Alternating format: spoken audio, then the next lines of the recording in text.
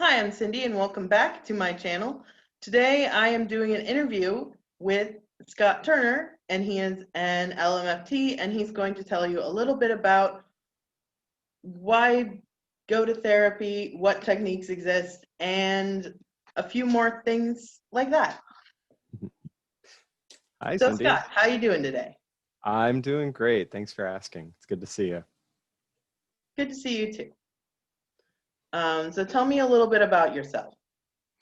I am a licensed marriage and family therapist. I've been practicing now for the last, I have to do some math, the last 9 years now.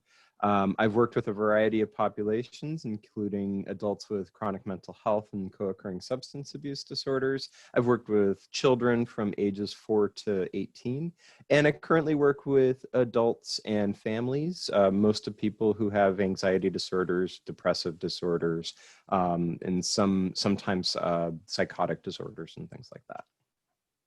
Okay. Why go to therapy?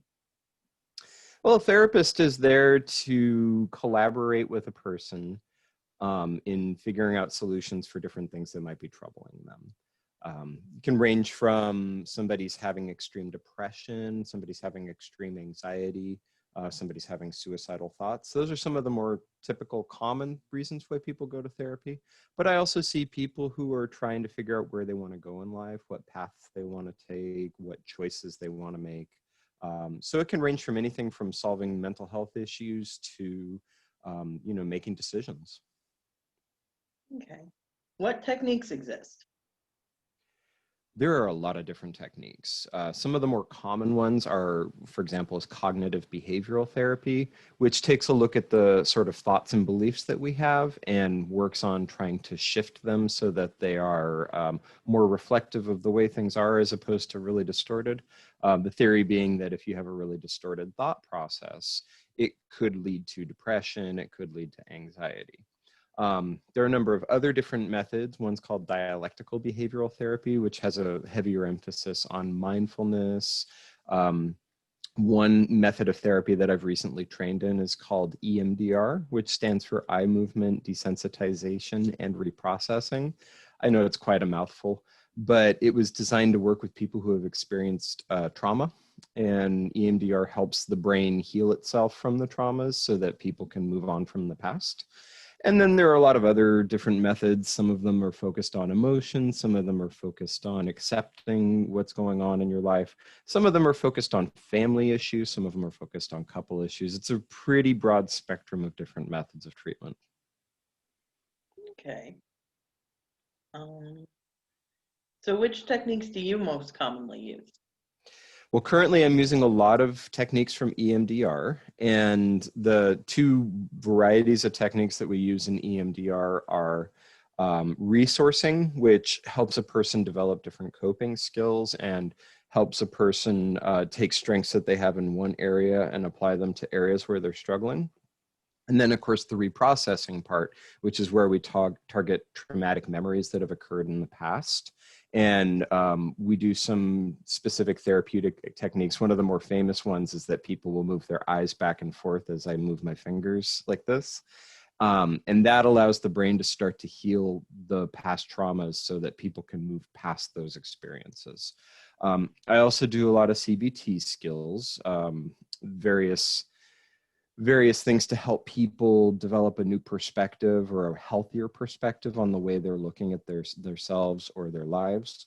I also have a pretty heavy emphasis on mindfulness, and mindfulness, of course, is maintaining a focus on what is happening in the present moment. Because when people get anxious or when people get depressed, they're thinking about the future, or they're often thinking about the past.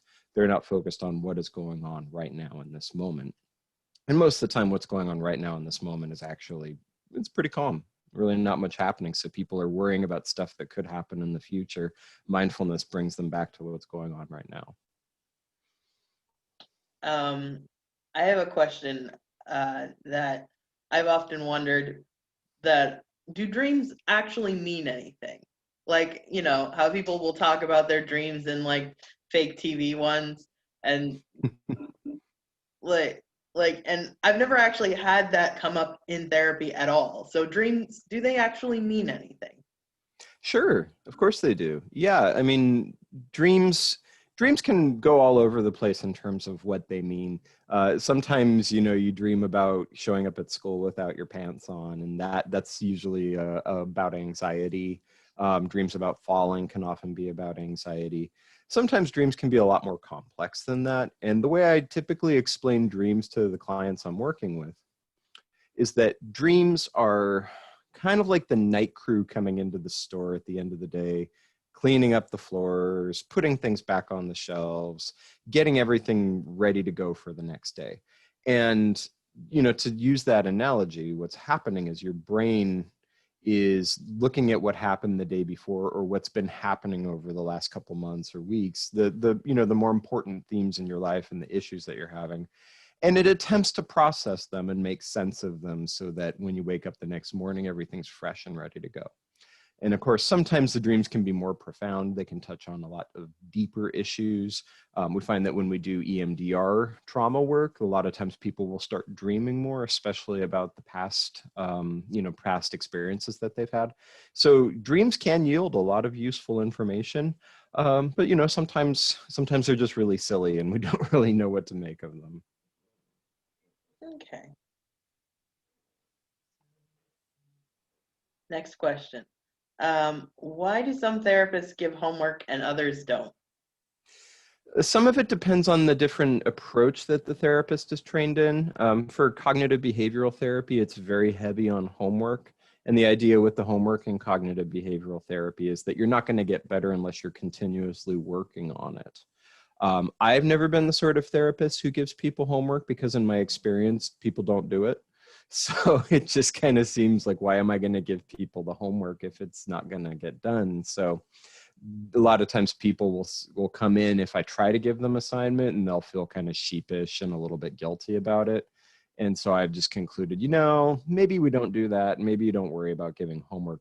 But I do make a lot of suggestions and recommendations because, you know, a therapist sees you for 50 minutes. And in that 50 minutes, the therapist is going to give you everything they can in terms of learning about yourself, in terms of skills and techniques. But if you don't do anything with what you get out of that 15-minute session after the session, then it really isn't going to do people much good.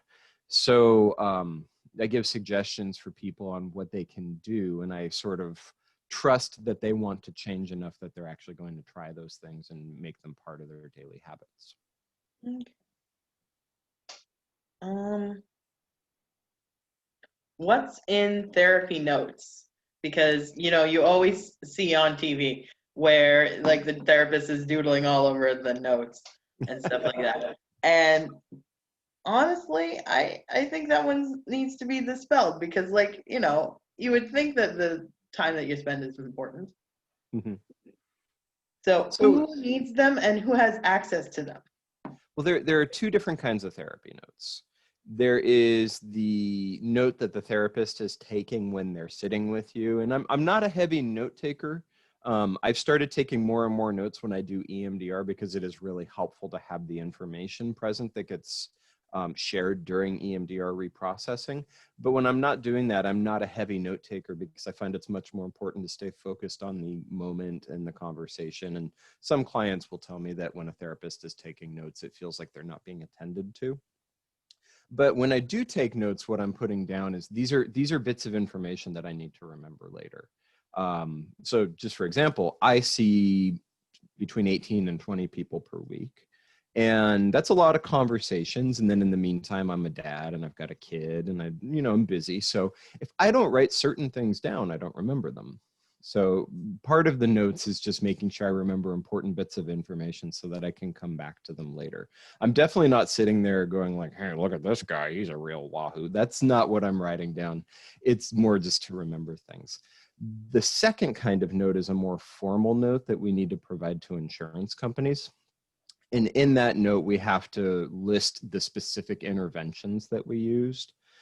We have to list, the way that the client is presenting, whether they're happy, whether they're sad, whether they're, saying some things that are a little out of the ordinary, whether they're talking about wanting to harm themselves. And then we have to talk about what techniques we use and then from what approach we use. So something, and I might put in a note, is client presented as fully oriented, denied any suicidal ideation. Therapists use cognitive behavioral techniques to assist client with developing coping skills. So it can be really dry. We try to keep the information to a minimum there because it does go to the insurance company. And I personally feel, and many therapists agree with this, that the insurance companies only need to know what they need to know. They don't need to know personal details about the client. So I keep it very specific to what I'm doing. Okay. What are some common misconceptions in your field? One of them is that we fix people. we don't fix people. It's not like you come into my office and I wave a wand around and you're no longer sad. Therapy is a collaborative process. And I think a lot of sometimes people get really frustrated with me because I don't give them easy solutions. And part of the reason for that is if I'm giving somebody a solution, I'm only giving them what might work for me. And that might not work for all the other people that I'm seeing. Some other misconceptions is that therapy has to be difficult and painful. And it is true that a therapist will ask people about difficult and painful things, because that is unfortunately part of helping people get past the difficulties they have in their life. But, for me specifically, I like to put a heavy emphasis on developing relationships with people, because I can say a whole bunch of stuff and people will forget every specific thing I say within 45 minutes. But what they will remember is that there was somebody who was kind and supportive and attentive and who listened. So when you go to see a therapist, it's not just tell me about all the awful things that happened to you and feel like crap for 45 minutes. It's I'm going to be here. I'm going to go through it with you. I'm going to use humor whenever it's appropriate. We're going to develop a relationship, and, it's going to be two people trying to solve a problem. Okay. You mentioned humor. Mm-hmm. How important is humor? Because a lot of times if people are making jokes, sometimes they'll be told that they're deflecting. So when is a joke appropriate in therapy? Yeah, it kind of depends. It kind of depends. If I've experienced that with clients where if I'm trying to get to the bottom of a particular issue, they start clowning around and joking around. And if that's the case, then it's like, so this is a defense mechanism that we're seeing right here. And somebody's trying to protect themselves from looking at something painful. And it's not like I'm going to call you out and put my finger on you and make sure you squirm until you tell me the truth kind of thing. It's more just like, I've noticed that you're kind of telling a lot of jokes when you could be talking about, what brought you here. But as far as when it's appropriate, it depends from therapist to therapist. There are a lot of therapists out there that are a lot more formal and they don't necessarily joke about stuff, and, humor is kept to a minimum. I am not one of those therapists. And so, whenever it's appropriate based on the person, based on the kind of relationship and the rapport, and if it's not a sensitive moment, it's, if somebody's telling you about a childhood trauma, you don't want to start telling knock-knock jokes, right? But if it's an appropriate moment and everything, it feels like levity is called for, then jokes are perfectly fine. Okay. And last question, when's the right time to ask for help? I don't know if there is a right time to ask for help. Generally speaking, people ask for help when things get to a point that it's no longer tolerable. Whether that's the right or the wrong time, I don't know. I know a lot of people will tell me that they regret having waited so long to seek help, because when people put it off, their problems or their issues become deeper and more entrenched, and it therefore becomes harder to move past them. So with therapy, you can ask for therapy at any time if you're finding that there are challenges in your life. It doesn't have to mean like you're in like the depths of despair and now it's time to go see a therapist. It can be, wow, I know there's some big changes coming up in my life, and I know that I'm going to have a hard time adjusting. Maybe now would be a good time to go talk to somebody so I can get some help being proactive. So there's really no right time, but I do encourage people not to put it off, because when people do put it off, then there's a lot more to clean up, basically. Okay. I guess I'm gonna ask one more question. Sure, go for it. Um,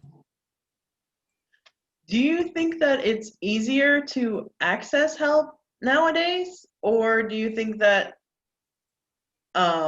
people used to be, okay, let me rephrase this. Okay, so you know how people used to live in like multi-family communities? Hmm. Do you think that the lack of, I want to say, community makes it now people are more likely to reach out for like a therapist instead of like a friend? Hmm. I think that it might vary from culture to culture. And so, like, for white people, we don't always tend to have the same degree of community and connection with extended family that, say, Latino families do, or African American families do, or Asian American families do. So, excuse me, a lot of times white people will be more, they'll be quicker to go to therapy because they don't necessarily have the supportive people around them. But there are a lot of people, like in religious people, may be quicker to go to their church. People with large extended families and like a stronger sense of community may go to other people within their community. So it seems to have a heavier cultural component based on who goes where and tries to get what from whom. Okay. Do you think accessing help nowadays is significantly easier than accessing help like say 20 years ago? So I don't know a ton about how things were 20 years ago, but currently it's a mixed bag. So for a lot of people, there's been a lot less stigma attached to therapy. For a very long time, therapy was seen as something you do, like it's like a shameful thing that you don't want to tell people about. And more people are getting comfortable with the idea that they talk to a therapist to help them through their challenges. I would say at large in society, it's becoming more and more acceptable to talk about things like anxiety and depression. So I think it's becoming destigmatized.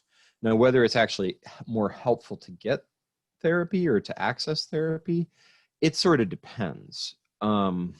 It depends on the kind of insurance that a person has a lot of the time, unfortunately. There are some insurances that are widely accepted and therefore it's easy to find a therapist. And there are some insurances that are not widely accepted. Now, that's a pretty big rabbit hole as to why that is. But for some people that have the good insurance, or not the good insurance, it's not a good or bad thing, but for some people that have those more widely accepted insurances, they can get help pretty easily. And for the people who don't have widely accepted insurances, it's a lot harder to get. And that, of course, is with the sort of mental health that I'm involved in, which is more of a private practice setting. Community mental health is a whole different subject. I mean, there's so many different varieties of mental health. It's such a big umbrella that it's kind of like, it's kind of hard to talk about it generally, but I would say, to the best of my ability, I'd say it's a real mixed bag getting services at this point. Okay. Do you have any last remarks? No, I mean, I feel like those are some great questions. Is a pretty good primer on therapy, what it is and what it does, and really thoughtful questions. And it was, I think I've shared like a really good, like, here's therapy and here's what it's all about. Okay. So that's our video. Remember to like and subscribe. And if you want more content, click the bell notification in the icon below the subscribe. Or not below the subscribe, next to the subscribe.